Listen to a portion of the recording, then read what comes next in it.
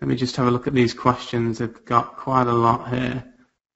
Let's start off with these questions. I'll start at the top. And if we've already asked them, just tell me to move on. Brian said, I came in late, and I don't know if someone has asked the question. If I have a client site that has some age on it, and they never really build many links to it, I came along and built 3 months' worth of links, and ranking, we're doing well until August, then bam, nothing and nowhere to be found. How do I know it should be scrapped or if it should be brought back to life by strategic article and social media building content? Yeah, the problem is that names all of the things we tell people not to do. And so he said link building, and he said strategic articles. There's no such thing. And so really it's about a conversation with the marketplace, pure, plain, and simple. And so for that site, given what he described, where it hasn't had a long history of bad stuff, that one I know we could rescue through reconsideration. That wouldn't be tough. Plus, but it's not enough just to do a reconsideration. You also have to do good marketing. And so we would start that person at the very, very beginning of the Link Liberation 3 outline with, let me go show you exactly what that would entail. So we'd have to define the marketplace and the persona and the voice of the marketplace. And so Section 1 or Week 1 of Link Liberation is really about, it's Leslie's Guide to Dating. Figure out who your market is and figure out what your differentiating factor is. And then in Week 2, we talk about how to actually build an audience from scratch. Because if you build an audience around it, and we start with, of all things, Twitter, because it's really easy to test your audience and start getting awareness. And we've had people launch their website with Twitter. There's actually, it's not a customer of ours, we actually launched a mobile app using their Twitter channel. And so it rocketed a number 1 in their category in the App Store the day it came out, because they already had this huge Twitter following, and they just posted a link, right? Yeah. And so you can do things like that to start shoring up, kind of creating a good link profile to offset the bad one, while also going through the reconsideration process. Great. Okay. This one from Eric. Does the disavow tool remove all links? What about the good links that as the tool doesn't appear to allow you to specify which links one wants to disavow? It does, doesn't it? No, it's the sites that the links are coming from. And so, again, if you have more than one link from the same page, well, I got news. You're thinking about a game. And so, no, the disavow tool, you name the source page for the links, and any number of links on that source page are what you're disavowing. Yeah, great, okay. Krista, will there be a link to the presentation to listen to it again? We hope so. I think Andrea's recorded this, so fingers crossed, yes, there will be. Okay. Fantastic session, thank you very much. I'm going to go away and buy the course straight away. Okay, great. Well, thank you very much. Yeah. Yes. We'll look forward to having you in the program. Try to, change webmasters one at a time. Really seriously. Anyway, go ahead. Yeah, okay. Let me just go through these. Someone said that GoDaddy servers are ranked lower by Google. Is there any merit in that whatsoever? None. However, a whole variety of things can happen about ranking, but it's not really about like their server IP necessarily. So no, I don't really buy that. Now, if you're talking about like placeholding pages, coming soon, under construction pages, yeah, very definitely that's the case. But the IP, frankly, is not used in any ranking algorithm. So no, I don't buy that. I don't buy that at all. Someone wants to know about keyword density. Does that play any role anymore at all? Yes, it does. Key phrase density is actually the way it should be. But it's about the string of words all taken together. And so that was my example of vacation rentals. And so if you do something like vacation rental is a great way to make sure that you can take more vacations without worrying about like the rental price of hotels. See, so I've used vacation rentals, the phrase, and vacation and rental separately within that phrase, within that sentence. That's okay, but if I do that very many times on the page, there is no way to not view that as keyword stuffing. Because if my next sentence is, let's say, so a vacation rental and having to worry about the rental of a hotel. So when you do, so when you go station at your vacation rental, right? Say, whoa. Now, is that the right way to do that, or should I have used a pronoun to reference back to my previous sentence? See, so keyword density now was never a positive ranking factor to Google, by the way. Now it's a negative factor because it flags you in a filter, and most particularly the penguin. Okay, great. Question from Raul, I think it's, I have a question that's killing me. I actually have good Google rankings for most of my keywords. The problem is that my website does not convert, so I'm working on changing it almost completely, but with some URLs. Could my Google rankings suffer? What can I do in order to maintain my rankings? Okay, yeah. Now this is about the so-called, like site move or CMS move, something like that, and that is actually that material. It's technical, and that's in our White Hat Black Belt product actually, rather than the Link Liberation 3, which is is not focused that way. We could certainly make that information available to you as a customer, but there is a process that we go through, a two-step process of using canonicals and then redirects. Because changing URLs will, in fact, during the process of changing, will absolutely hurt your rankings. Now, that said, there's almost never a need to change URLs, so I would recommend first and foremost just try not to. If your website's not converting, right, then it's not about the URL, it's about what's on your pages or about the quality of traffic you're getting. And so all of those get back to the whole, marketing. It's all about your marketing. And so if you're engaging the right people in the right conversation, that's what you should be concerned about. Great. One from Fran here. I'm not so big on the social stuff, but if I had to pick one to focus on, which would you recommend? Facebook, Google+, blah, blah, blah, blah. Well, the one that's getting with uplift, and this changes with time, and it also depends to some extent on your market. I mean, in some markets, LinkedIn is a better choice than Facebook, for example. There's, you don't really, a priori, there's no simple answer to that. And Google Plus also has its effect. It's not a direct ranking factor, but in some markets, again, it's key. Like in the techie market, like if Robert Scoble is your demographic, then yeah, Google Plus is great. So while there's no single fixed answer, there is a process for determining that, and there's kind of one set of processes to manage it. So you don't have to be good at it. It really doesn't matter what the answer is as long as you have a process for dealing with it so that it's effective. Great. One from Julian here. This might be an ignorant question, but is having affiliate links on a page going to go against you? No, it's not. I mean, that's been one of those things that's been rumored about for many, many, many years. And you should probably go ahead and no-follow them, which is the so-called best practice on that. But the real question is whether or not an affiliate model is right for your business or something like that, not whether or not it's a ranking factor. Okay. Does Google penalize all of your sites if you have link spam on one? Like if you've got all your sites on, this is from David, if you've got all your sites on Webmaster Tools, he's probably saying there, do they look at your other sites? Because no, I mean, unless they're connected, which they likely are. He says that where people really fall down on this, they have all their stuff tied together. And, again, one domain that's built right and is in a business that's decent business beats 100 that's not. And so mostly I recommend if you have a whole bunch of domains and you really need to ask your question why, maybe you should get one to work.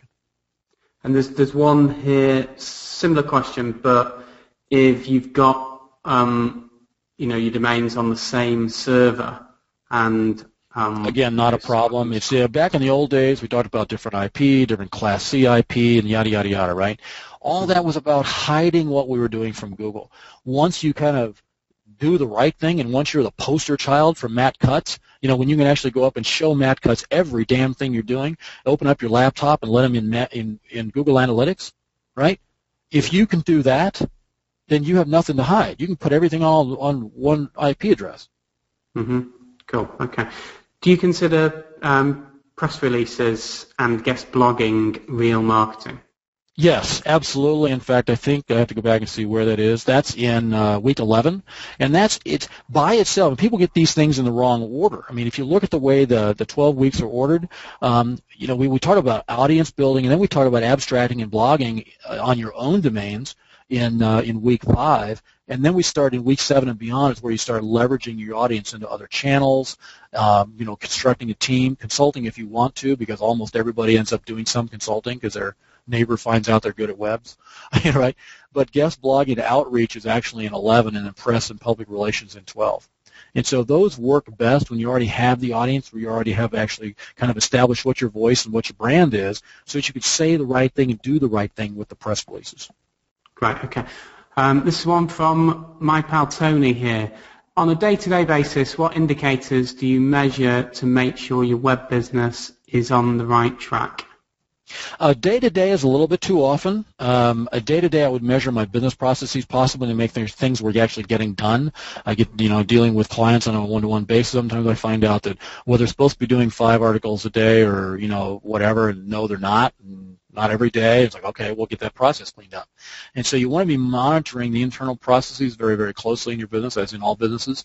What I would do is, in terms of engagement metrics in the social spaces, more like weekly, and in terms of the longer-term stuff and having to do with organic and referral and direct source traffic in Google Analytics, I'd be looking at that no more often than weekly, more likely every month once I've really started up. When I first start a website, I'll probably look at it weekly until it's really up to make sure that, I want to make sure it's not broken, right? But once I realize it's not broken, then every month is good enough. Great, okay. One from Dave here. What types of lessons are on the course? Oh, what's that? It's all video instruction. Well, it's mostly video instruction. Almost all of it is video instruction. We keep, like in any particular week, there may be a low of 5 and a high of 9 different videos. They're kept short. They're focused on one particular practice or teaching point, if you will. There's a Q&A on each. I think maybe I already have the slide about that. Course structure, do I have that in here? I said this so many times I can't remember what I say. And so there's a Q&A on each video, so you can ask a question and get answers either from your fellow students, past graduates, or our support staff, or in the most complex case, it gets escalated to Dan and me, and we actually answer the question ourselves. So there's actually feedback on each one of the videos, and the stream of contents stays there forever. There is some downloadable. There's worksheets and checklists, and we just went through. Dan just did a webinar in whatever the heck week we're in, 7 or 8, in the batch of students, where that's, what came out of that was a new set of checklists because some things have changed recently. Yeah, great. Okay. Eric says, is there a sandbox period for brand new sites? Can you talk about new sites in a particular market? Yeah, there was never really a sandbox exactly. There were a whole collage of factors that hit different sites differently during what I would refer to as the honeymoon period or the post-honeymoon period, depending upon whose sandbox you're talking about. And that's the problem. There were almost like no 2 reports of sandbox that looked the same.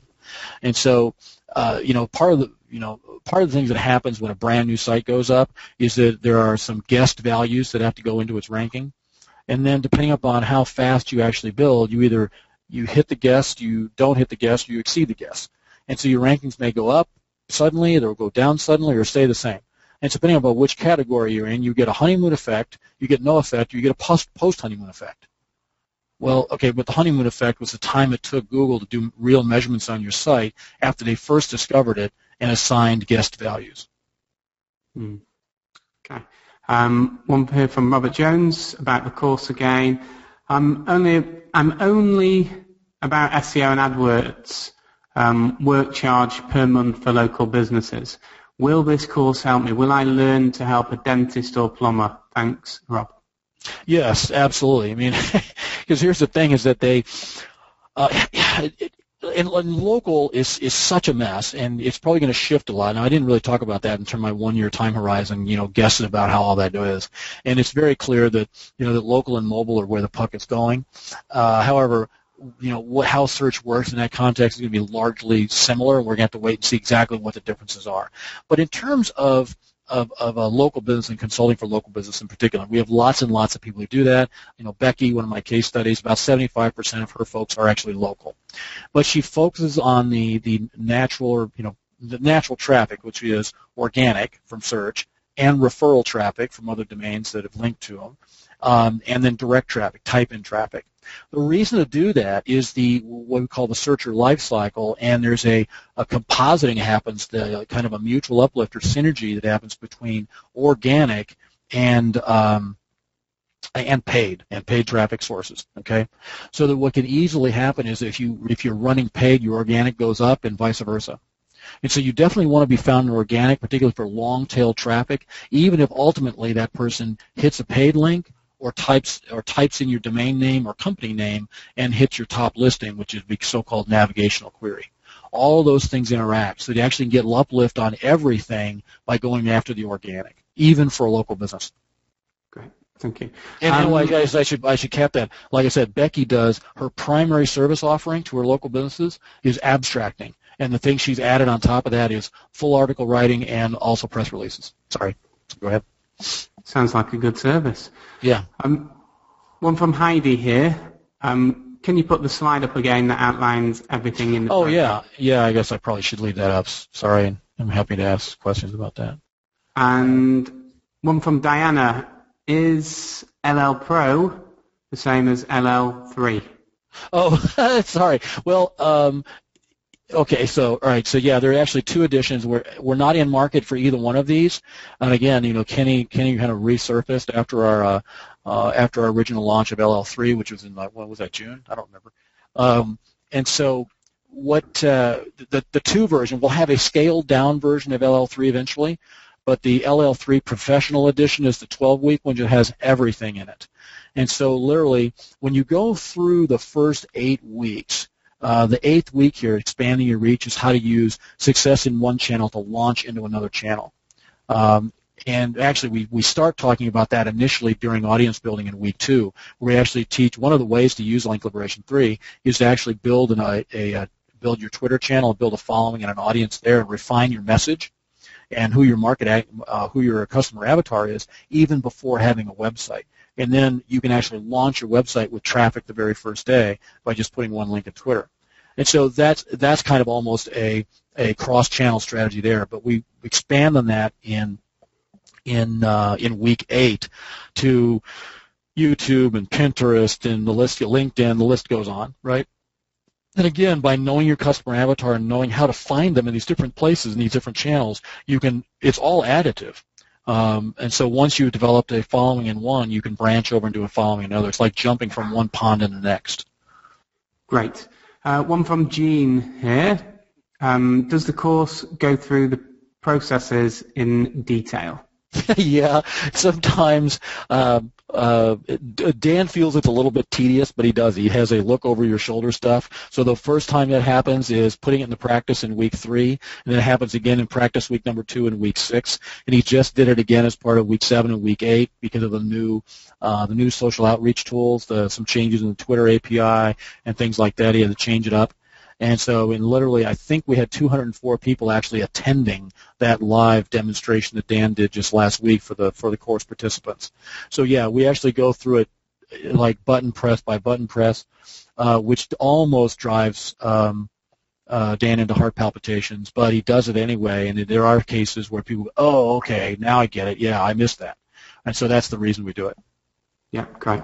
One from Jerry here. Oh, I'm looking at the website, SEOBT. It's asking me for login. It's seobt.co/Kenny3 and then the letter O.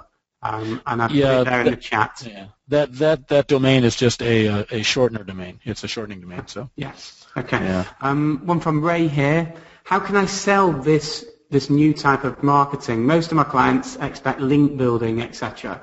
How long does it take before tangible results can be reported? What type of results can one promise a new client? Okay, well, let's talk about some real case studies. All right, so first of all, what we found is we've had this almost generational shift in our marketplace over the last 2 years. Dan and I actually historically have been teaching e-commerce professionals how to build a business online and sell stuff, right, solid goods and information. What we found over the last 2 years is that we've had a huge shift to people doing consulting, and so we've accommodated that in all of our courses. And so in Link Liberation Pro, that's in week 10, and that's an expanding piece. That's actually, if you look at the stuff that we've done, the content that we've done, that's been the most commented about and the highest attendance. It's been the stuff that we've been doing on consulting. And so you go about consulting exactly the same way you go about doing anything else. You find the differentiating factor. You would look at the conversation in the marketplace, and you make yourself different. So what I'm teaching, and this is covered in Link Liberation 10. Sorry, Link Liberation 10. Wow, that's skipping ahead a few years. So let's see, which year would that be? Anyway, so 7 years from now. No. So in week 10, and most of that content is mine. Dan's doing some of it too, because we both have a deep background in consulting. But what I teach there is to not actually sell the same service. Instead, go in with a differentiated message that says, I'm here to talk about your business and to help you grow your business through online sources. And so let's talk about that and how I can be the best help to you. And by changing that conversation, you will win against everybody who's selling links. And because everybody, bear in mind that the customer, your customer, doesn't have a clue what they're talking about when they talk about link building. They don't know how many links they need. They don't really care. They've been trained by your competition to go have that discussion, and they don't really want to have it. And they don't actually know, well, how much is a link worth to their business, right? They know what a lead is worth, or if they don't, you need to teach them how to figure that out. All right, so a dental practice needs more customers walking in the door. They need people to actually spend more money. They need to come back more often. They need to have a higher percentage of their customer base that it's not what's called a hygiene hog. I learned that from a dentist. And so those are the kind of things, when you have those conversations with your client, you set yourself completely apart from everybody else that's out there selling services. Now, how soon can you get results? Actually, very quickly, depending upon the client. Very few of the local business in particular have much in the way of footprint on the web. And so some of the, your mileage will differ, batteries not included, but once you actually start, fire the go gun, it can be 4 to 6 weeks before you start seeing meaningful uplift, like doubling of organic source traffic. And again, having the conversation with the client about business results. So here we have an uplift in source traffic. Here's organic non-paid source traffic. Here's like the number of times in a week that your phone rang, or the number of times someone filled out a lead form. Those kinds of discussions instead of just how many links I built. Okay. Question: do I need to buy additional tools as well? No. Actually, we recommend that you use basically all the standard free stuff. If you wanted, if you're trying to recover from a ranking penalty, you're going to want to sign up for Majestic, do your own link analysis. What else is in here? Let me see. You're going to put up a domain, possibly more than one, maybe not, depending on your market. If you're doing consulting, no, there's nothing at all. Consulting, nope. Sorry, nothing in there. The only thing we recommend are actually free tools. Now, if you want to use Hootsuite instead of Buffer App, and you may end up spending a little bit of money here and there, but only if you want to. Right. Okay.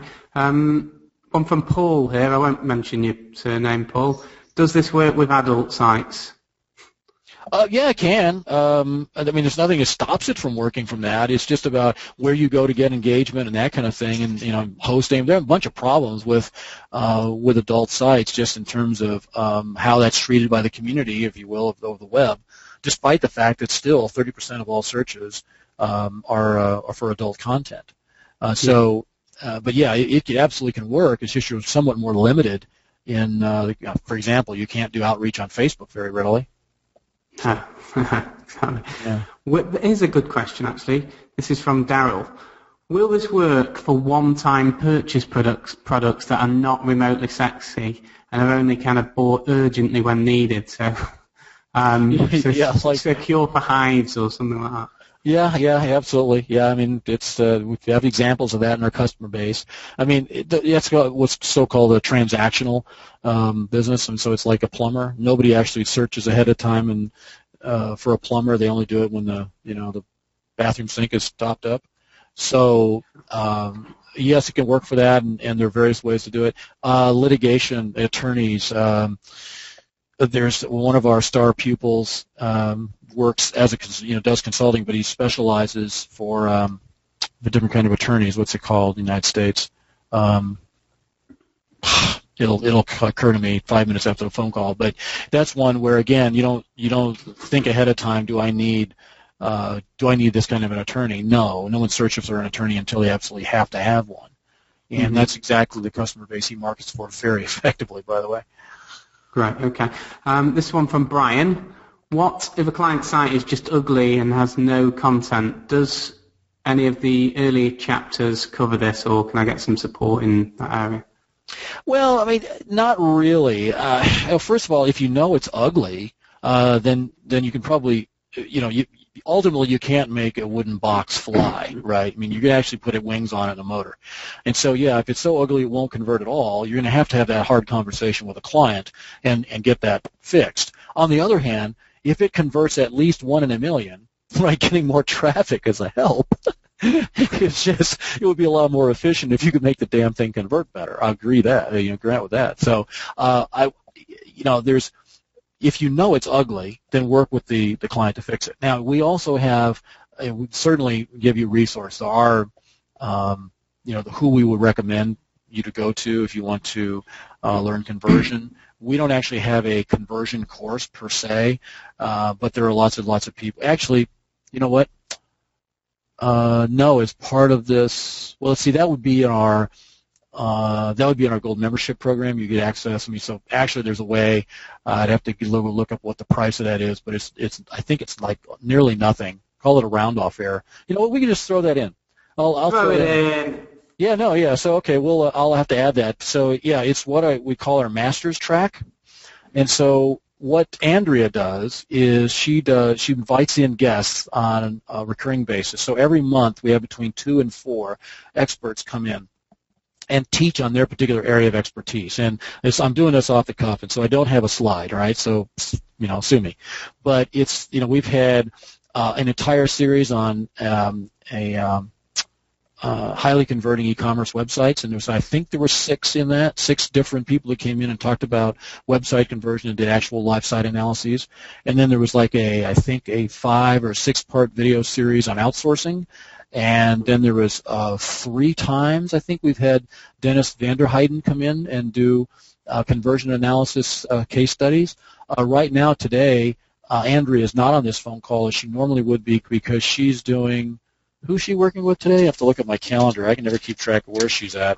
She is doing, oh yeah, oh God, how could I forget? She's bringing Howie Jacobson for the second time to do the avatar method, which, by the way, is the foundation for what we do in week 1 concerning studying your marketplace and making that, figuring out who your real customer is. And so all of those things go out to what we call our silver membership or our master's track members, and that is, we've repriced it recently. It's a really fantastic good deal. But for anybody that buys through your link, you know what? I'll throw it in. Oh, excellent. And so there's actually, after you pass through your 30-day mark, then what happens is it unlocks all of your downloads for the entire archive, which goes back to, I want to say, February of 2011. Excellent. That's great. Yeah. Thanks, Leslie. Yeah, I better make a note of that. Unlocked silver for Kenny. I'm sure you'll get reminded. Okay. For local SEO, this is from Joshua. For local SEO, the algorithm definitely shifts, taking citations, business directory listings, Google Plus local optimization, etc. Are you confident that even without these things, the program will outrank people that are? Well, you see, there's 2 different, there's actually several things going on with local. And so the place for citations and that kind of stuff actually has a direct influence, is in your location in the 7-pack or 5-pack or however many pack appears. I mean, it varies wildly depending upon the market and time of day. And so those things have a direct influence there, and how filled out your Places Pluses page is, those kind of things. And so those kind of factors are limited to that, what used to be called the map results, which is now not really a map. The stuff around it, and sometimes there'll be 3 above and sometimes 3 organic results and sometimes not. If those are influenced at all by things like Yelp, it's only in those cases where those review sites still allow Google to spider them. And more, that's not the case. And so what you'll actually find is there's 2 different things you're optimizing at the same time. So you are optimizing the power of the organic ranking that's going to occur irrespective of what happens on maps. And then depending upon the maps and the importance of maps, you're also going to be optimizing that. So now, how do you balance them? Well, first thing is, it appears that the more power there is in the organic results, they may actually push ahead, push atop of the maps or not. And it's too complicated to even have a glimmer of ever proving whether it's true or not. But you will see those cases where there's 3 organic results and then the map results, and sometimes not. The other thing that happened, the other thing you can show, is that the click-through on the map are not nearly as attractive to website visitors, to Google searchers, as the organic. And the reason is there is so little hint about what you're clicking on. the description is just not very compelling. When you look at what they end up putting in maps, even a quote-unquote highly optimized maps result, it's like, you got nothing. I mean, if you know that's who you want to click on, then you're going to click on it. So it's almost like clicking on a paid ad when you know that that's the company you're looking for. But they don't give enough information because there's no search snippet. So what we're finding is still people almost have map blindness like they do pay-per-click blindness. And if you look at the numbers, you'll find that only about 12% of clicks on a search result page are on the paid listings, despite the fact they occur at the top. And so it's a version of banner blindness, and we're seeing that to some extent on maps. Right. Okay. One from Joan here. What's the best platform to build a website on? Hands down, it's WordPress, and it has nothing to do with technology. It's about the mass of people who know it, and about the number of things you can add to it. It's the ultimate Swiss Army knife. Great. Okay. Question from Josh here. Does your program touch on establishing rapport with blog sites for guest blogging, or is your point that it's natural once you join the conversation? Well, yes and no. And so the first part, no, and the second part, yes, kind of. And so we talk about becoming a market leader by engaging. So, for example, now when we teach abstracting, we teach to leave a followed link to the original in the blog post, and people say, "Oh, but you're bleeding PageRank." Well, yeah, I know. I'm sorry, I taught you that. But the reality is now what we do is we want the track back behavior to occur so that the blogger you're talking about can discover you from talking about them, and then you kind of join. It shows that you're actually joining the conversation. They can actually hear you speak. To get back to my barroom dating analogy. And so when that happens, they discover you over a period of time and will reach out to you. Now, when we actually get into week 11, we actually have guest blogging taught through, I think, 11 videos by Erica Douglas. And that's some crazy good stuff that she teaches there, and that's specifically about doing guest blogging outreach. Yeah, great, okay. One from Heidi here. So are we still doing articles and adding them to places like eZine? Under no circumstances. I mean, that is at best a zero revenue behavior. Oh, by the way, we used to teach that, but that has become such a cesspool that we stopped. And so we actually have not been teaching it since, in fact, it was taken out during the summer. We re-curriculumed before the LL2 release. And so we have not been teaching that since the summer of 2010. Okay. One here from Eric. He said he would tell us how to maintain client accounts without showing rankings. Can you expand on that? I'm not sure I understand the question. We try to maintain client accounts without showing rankings. Yeah. Oh, okay. Yeah. So it's about how to have the conversation with a client where you're actually demonstrating that you're being successful to them without focusing on rankings. And that's just a continuation of the previous one of the other questions about that. I would talk about Google Analytics and about numbers of leads and about numbers of phone calls. Real business results. See, ranking is not a business result. Ranking is not a business result. Phone calls, leads, impressions of your website, those are business results. Yeah. Okay. One from Brian here. Is it necessary to get the paid version of Majestic? Well, not unless you're doing a what I would call a penalty study. No, I mean I don't use it except to study penalties for clients. Yeah. Okay. One here from Diana. Kenny, how do we get your bonuses? That you haven't actually talked about. Nice. Jeez.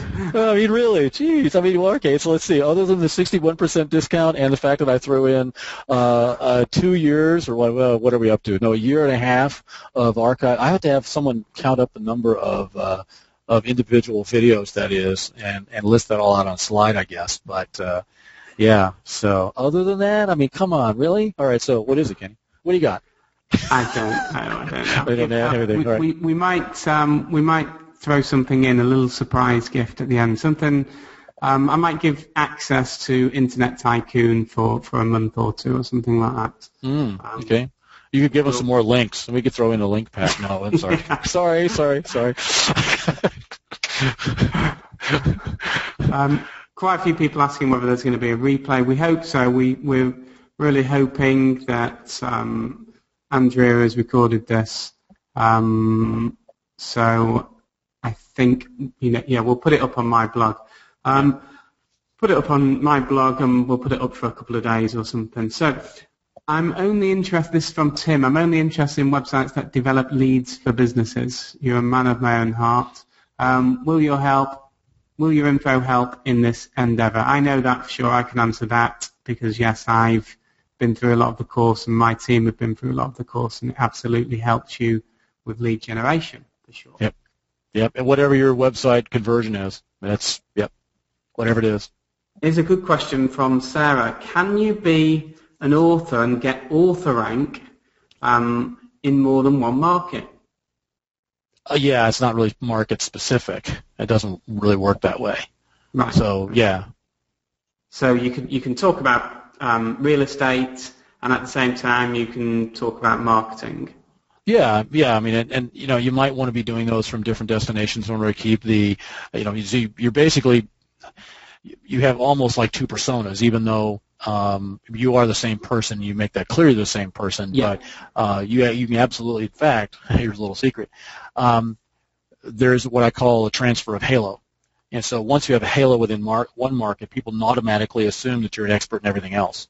Yeah. And so that's where you can actually enter a different market and rapidly leverage your first success into a second one.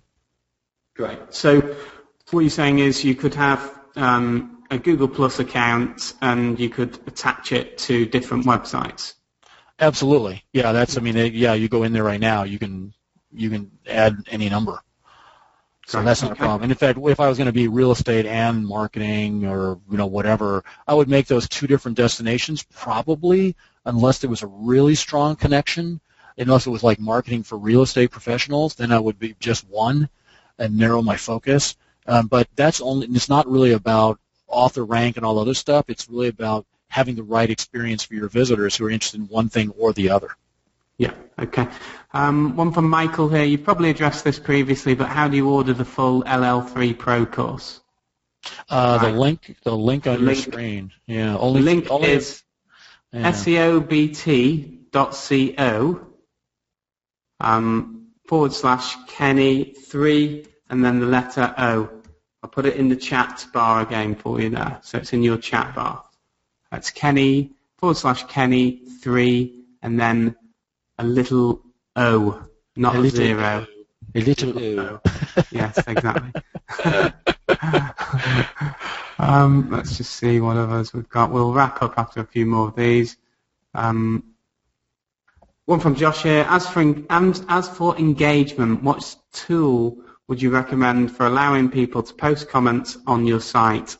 Facebook comments seem interesting and engaging. Do you have any thoughts opposed? By site, I mean blog for engagement. Yeah, and the better person to actually answer that is Dan, and that is covered in week 5 on abstracting and blogging, because it's that, or is it in week 4? It's actually week 4 or 5. I think it's in week 4 actually, where we actually set up the site, set up the blogging site. So there are a couple different things that I can mention in passing. Then I'd have to actually go look at our own content because I didn't actually record that part. And so the first thing is, in terms of commenting, you're right. There are two different ways to go. You can use WordPress comments, or you can use Facebook comments. We've even seen people do both. I'd have to go look and see what Dan makes reference to as the latest and best practice and whatever it is, usually in week 4 or 5. And you know what? That's why we do updates too, because it could change. So I don't really actually offhand know the answer to that. Dan is the one that would be able to answer that probably off the top of his head. Great, okay. One from Steve here. What's a good source for learning Google Analytics? Actually, the best book in the world on that is, unfortunately, not committed to memory because it's a long title, but I can look it up because it's on my iPad, believe it or not, where I mostly read it. And so we do not have a course ourselves because, frankly, I don't think we can do better than this book. And why redo, right? So let me see if I can actually find something like Web Analytics. If I can get the author's name, that would be That'd be the easiest thing. If I could just find the bloody thing. I have a lot of books. Well, I'll tell you what I can do here. I've got someone I know who absolutely loves you, Leslie, and he's a Google Analytics guru. That's all he does. That's his job. That's his business, and he does it for big corporates and all the rest of it. And I'll get him to do some content for you for your course. Oh, that'd be perfect. Yeah, great. We can put it in there. So in the meantime, Advanced Web Metrics with Google Analytics by Brian Clifton. Best book ever. I mean, I have about 5, and that one is the best book ever. And Dan and I both recommend that book. It's Brian Clifton, Clifton. And no, that's not an affiliate link, so yeah. Knock yourself out. But Advanced Web Metrics with Google Analytics. But to your point, absolutely. Kenny, if you have a kind of a preferred resource, we'd love to have some. Some special. Well, I'll do an intro on email after this. Sure. Good. Excellent. Great. Thanks. Okay. What would you recommend about increasing lack of data on keywords in analytics programs where people are hiding this data? Yeah, the not provided. Yes, I know. Well, I hate it. One of the biggest things, I take it personally because I created this thing, a special process for following analytics. But that's, never mind, I won't get into that. It's my own personal problem. I feel slighted that they've taken that away, but the reality is you can do without it. And so for now, at least, it looks like it's not going to get too blown out of proportion. It looks like I'm the only guy in the world, or a very small percentage of people in the world, that actually stay logged in all the time, because my Google Calendar basically runs my life, right? And so it gets to be on all the time. But there are a bunch of other metrics you can track. And so the stuff that in analytics over time, maybe it becomes only a sampling, but it's only the keywords that are gone. It's like, okay, well, we can replace that to some extent with Webmaster Tools data, which is not nearly as good. I will grant that. But there are a lot of other ways we can go address the metrics question without having the keyword data in Google Analytics. And so, yeah, it's a loss, and I hope that someday that gets resolved so we can get it back. And I think that there's a possibility of that without going too crazy. Because if you get me down that path, I'll go into a rant. But as it stands, it's not critical. It's a loss, but it's not a critical loss. Okay. One from Heidi here. How many different areas of interest do you suggest we can focus on efficiently? That depends on how big a team you want to build ultimately. I mean, Michael is actually doing, I guess, really kind of 3 in his business. Becky is doing many because she has one per client, so she's got a couple of dozen and is expanding from there. She thought that 2012 was going to end her business, and now instead she has a goal to triple it this year instead.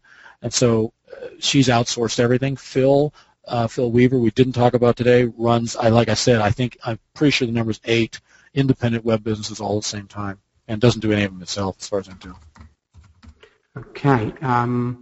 Someone asking for my blog details, it's kenny.co, kenny.co, that was from Nolan. Diana loves my accent. Thanks, Diana. Yes, it is cute.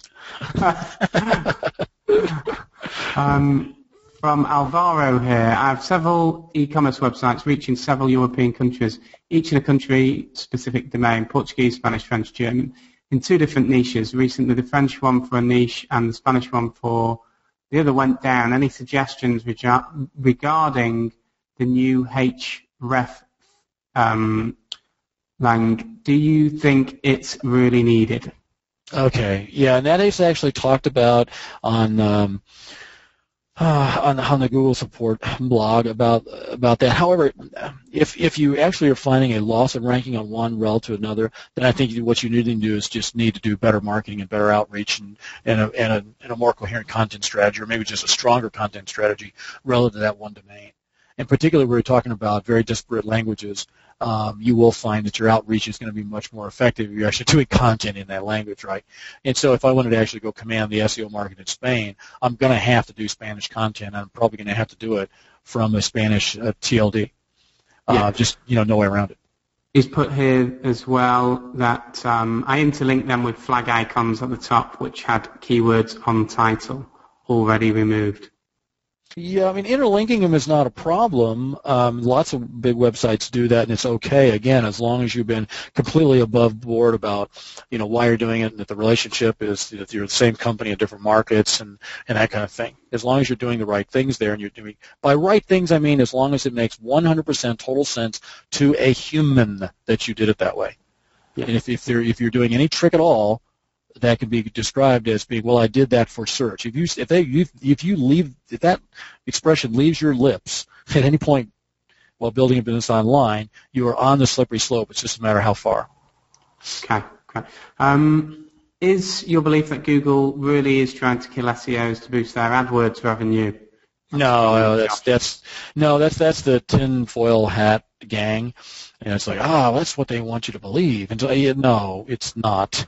Now, are they doing things internally that I think the FTC will find are not acceptable practices? Probably. I mean, it would surprise me. The expression, right? Corruption, right? Power corrupts, and absolute power corrupts absolutely. But that said, no, they don't really give a flying whatever about SEOs. What about the not provided? The not provided, that is that is an evil plan, but it's not an evil plan directed at us. It's an evil plan. It's an evil plan about Facebook, and it's about targeting. It's, you know what? I don't really want to go public with that yet. That's something that Dan and I have talked about privately, but no, I think that there's a grand plan that Google has there as a defensive move, and we'll see if it backfires on them or not. I think it probably will. Right. Okay. What for business team outsourcing? What process do you recommend? Do you include this in the course? Week 9 is divided and devoted entirely to team building, and there's the kind of outsourcing we cover runs the gamut. We talk about hiring. In fact, let's see, is it next week? Next week or the week after? One of our webinars is with Corey, who has an entirely automated hiring practice for writers, which is really cool. And so that's one of the things that will actually slip into week 9 as well. It's actually part of our master's track program that has been thrown into this offer too at the last minute, so I don't have it on a slide. But we also talk about MTurk, and for all of you people in the UK, yes, there's a 3 straightforward ways for you to get access to MTurk even from outside the United States. We cover that. We have an entire webinar series, which was originally part of the master's track, which we've expanded on a little bit and put in there, that has people from all different walks. We talk about Philippine outsourcing with John Jonas. We talk about one of your countrymen in the UK who does outsourcing at a fantastically high scale. And then we have our own content that Dan and I have recorded from our experience in building companies over the years. Great. Okay. We'll wrap it up, I think. We'll go through 2 more questions because it's getting late now. Well, it's late for me anyway. It's 8:30 at night here. Would this work this is from Heidi, would this work for many small affiliate product sites? Again, many small sites, that's not what you should do. What you should do is pick one and make it work, and make it work well. And then go on to the next one if you still want another. Want another, because I won't say just run only one business, because God knows Phil doesn't do that, and he does it very effectively. He runs several. But what we teach is prioritize and serialize. So pick the most important one, do it first to exclusion of everything else, and then go on. Yeah. And is affiliate marketing the right business model? Well, after you become successful, you'll have the opportunity to decide whether you want to go into drop shipping or some other sort of business model instead of affiliate marketing, and you will immediately be able to multiply your take-home pay by doing so. Yeah, great. Okay, so I think we will wrap it up there. People here just saying thanks for a great webinar. It's a pleasure, and it's been a pleasure having you give us your time for 2.5 hours, Leslie. It's been really, really good information. And if you want to get that course, I would highly, highly, highly recommend it, because it just keeps adding stuff. Well, throughout the webinar, you've added more stuff, and I've added some stuff in there that's going to get added as well. And for that price, it's just really, really cheap. And you can get that at seobt.co/Kenny3o. Little low. Little low. So thank you all very much for attending as well. I know, some people in Australia, they started off at 5 a.m. in the morning watching this, and there's a lot of people. It's throughout the night in Asia and stuff, and a lot of people in Europe as well. It's now night time, and you guys in America, it's your daytime. Enjoy the rest of your day. Leslie, thank you very, very much for this. Thanks a lot for having me in, Kenny. Really enjoyed it.